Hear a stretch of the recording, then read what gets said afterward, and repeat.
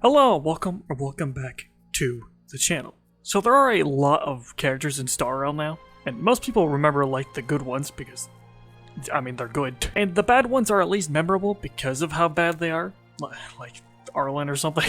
But there are a lot of characters in the game that I think do kind of go forgotten about, and that's kind of what I want to look at today. See some of the characters that like aren't necessarily bad, but aren't necessarily like that good either. They're just kind of like whatever, and to see what we could do to make them better. Now, I don't want to say that, like the other videos that I do, this is purely talking about gameplay, since most characters, I think, at least have some sort of story relevance to them. You know, one character that immediately comes to mind for me is Asta, because it's not like she's bad, but I wouldn't exactly call her, like, good either. She's just, like, insanely outclassed by, like, most of the other Harmony characters, besides, like, maybe the 4 stars, and like that's about it.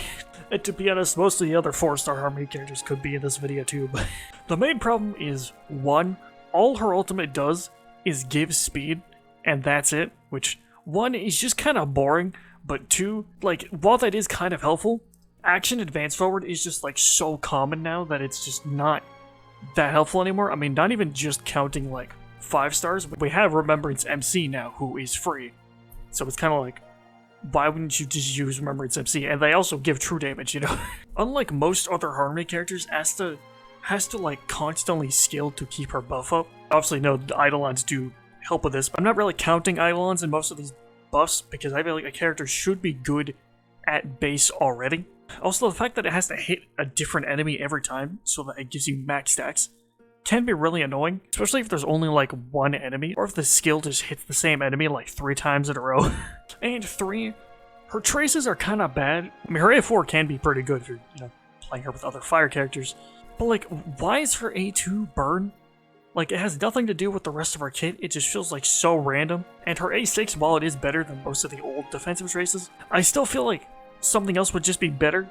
It's just getting more defense isn't going to be that helpful, and it just isn't going to help Asta do what she wants to do, you know, which is buff. And it's also just like, that's why we have sustains in the first place, is to keep you from dying.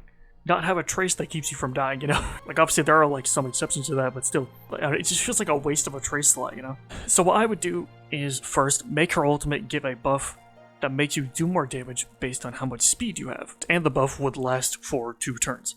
I feel like this will make her ult like way more interesting, and actually like be in consideration to use over like action advance forward, since you also get a damage buff with the speed. And it would be good on like certain characters that want to be like as fast as possible. Then for her talent, I would change it so that she gets a charge for every enemy she hits, instead of it just having to be a different enemy. So like, it just feels like way cleaner to use, and there isn't just like those moments where you're only gonna get like 1 charge.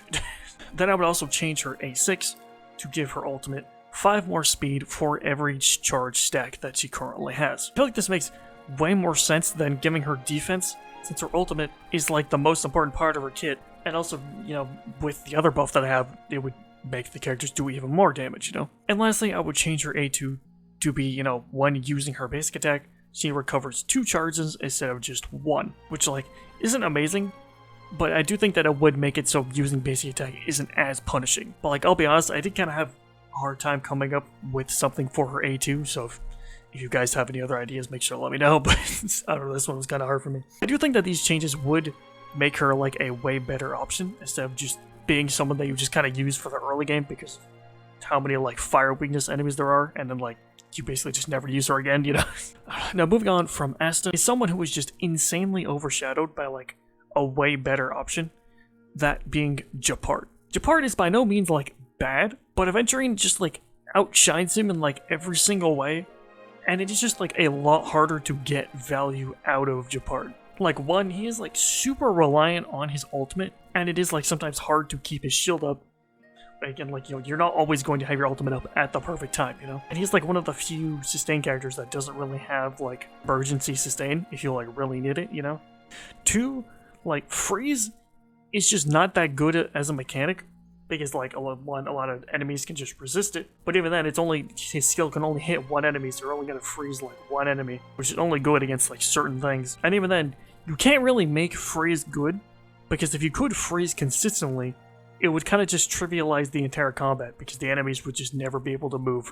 So his skill kind of does just feel useless a lot of the time, besides just getting more energy. Like, and 3, you are really like relying on RNG for Jabbar to be the main one to be hit because of his A2. And let's be honest, RNG is never going to be on your side, because the enemies are always just going to hit what you don't want them to hit. That's just always how it goes. So a lot of the time, it just kind of just feels like his talent is just useless, and he's just not really doing anything, you know? So what I would do is first make his A4 just a part of his talent, because I feel like it should be. It just kind of feels like a waste of a trace slot to not have it just be a part of his talent at base. And then make his A4 be, when Japart is hit, he provides a small shield to the rest of the team. Sort of like what Preservation MC does, but instead of it being like whenever they use the skill, it's just whenever he gets hit. This would at least let him provide some sort of sustain without having to completely rely on his ultimate, even though his ultimate would give like way more shield, you know? Then I would also change his A1 to be when Japard uses his ultimate, he taunts all enemies for 2 turns. Maybe only like 1 turn. That is like too strong, because maybe taunting enemies for 2 turns might end up being like too good. Even though a lot of enemies have like AoE attacks now, so I think it would be fine, but I don't know. Like, I think just these changes, I think would make him feel a lot better to use, because I feel like he is like pretty close to being good. There's just like a couple things that are holding him back, you know. Now I do think that Vidrain would still probably be better, but like I don't think the older characters have to be better than the new ones. They just need to like feel good enough to beat the content. Now for the last character in this video is one that sort of like Japart, feels so close to being good, but just falls short, and that is Shui. The main problem with Shui is that she just feels like she has like anti-synergy with the rest of the break stuff, because she only cares about reducing toughness instead of like hitting weakness broken enemies. So you can't really run her with like Ron Mei. I mean, I guess you like could, but like her ultimate would kind of just screw Shui over, so like, because she would be a great partner otherwise. Now Few does kind of help with this, since she gives the enemies a second break bar, but it is still like pretty limiting in what she can use. She's also like really hard to build, because it's like right now, with the way her scalings are right now, you want crit, but you also want attack, but you also want break effect at the same time. And it's like, it's really hard to get all those things to be good enough stats at the same time. It's just like a lot of investment for not that much reward. So what I would do to make her like feel better to play is 1, allow her to get karma from both reducing toughness and hitting weakness broken enemies. This would make her actually work with Ron Mei and allow her to get karma stacks way easier, so you don't have to have those moments where you just have to wait for the enemy's toughness to come back. Because she's like way worse against like slow enemies. She just can't get karma stacks.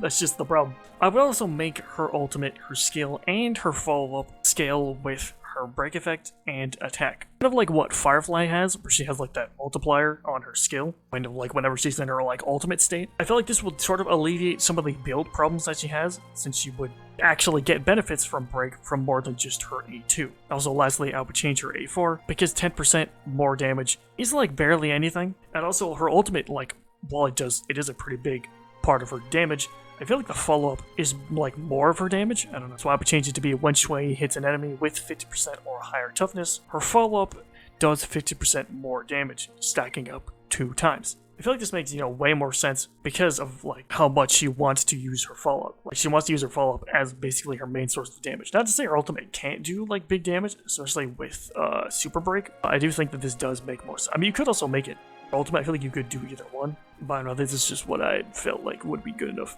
I do think this will make her feel a lot better to play, since 1, she has actual synergy with the rest of break, and 2, she would be way easier to build, so people would actually want to use her. She would still definitely have a problem of being pretty Eidolon reliant, especially being like E6, but I didn't want to change any like Eidolons or anything, because I just don't think that Hoya would ever do that. Now there are definitely like more characters that I could have talked about that, you know, go pretty like forgotten or just like overlooked in general. Someone like Welt is another one that comes to mind. If you guys want to see more, let me know in the comments below. Like, subscribe, and I will see you in the next one.